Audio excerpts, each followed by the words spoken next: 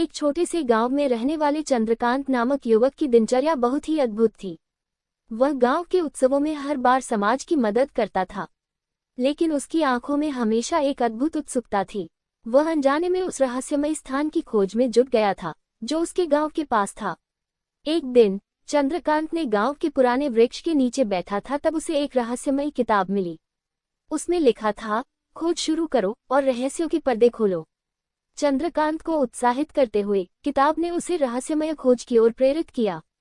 इस किताब से मुझे कुछ रहस्यमय मिलने वाला है। रात के पहले पहर में चंद्रकांत ने गांव के पुराने मंदिर का पता लगाया।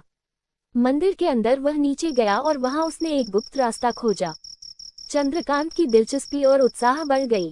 यहाँ कोई गुप्त रास्ता हो सकता है। धीरे धीरे चंद्रकांत ने रहस्यमय रास्ते का पीछा किया और उसका खुलासा हुआ जब वह एक छोटे से गुफा में पहुंचा। गुफा के अंदर उसने एक पुरानी बारीक डिजाइन की संदूक खोजी।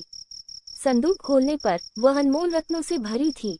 ये संदूक मेरी खोज और मेहनत का परिणाम है। चंद्रकांत का उत्साह उसके चेहरे पर स्पष्ट था, लेकिन तभी वह एक दूसरे ध्वनि सुना। गुफा के किनारे से निकली ध्वनि चंद्रकांत के हृदय को दहला दी। वह जानने के लिए भागा कि वह ध्वनि क्या थी।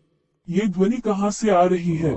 मुझे इसे जांचना चाहिए। चमकते दीपक के पास चंद्रकांत ने एक गुप्त संदेश पाया। संदेश में लिखा था, रहस्यमय गुफा की सच्चाई के लिए पहले जैसा सोचो।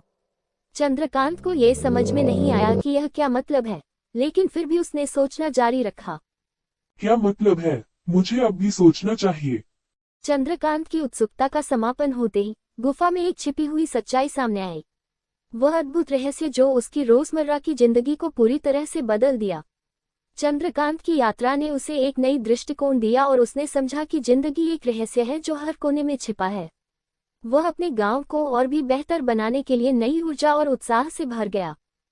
अब मुझे गांव की समृद्धि के लिए काम करना चाहिए। इस रहस्यमय यात्रा में चंद्रकांत ने न केवल एक रहस्य का समाधान किया, बल्कि उसने अपनी जिंदगी को नए मायने से देखना सीखा। उसकी उत्साही और संघर्षी दृष्टि ने उसे समृद्ध और सफल बनाया।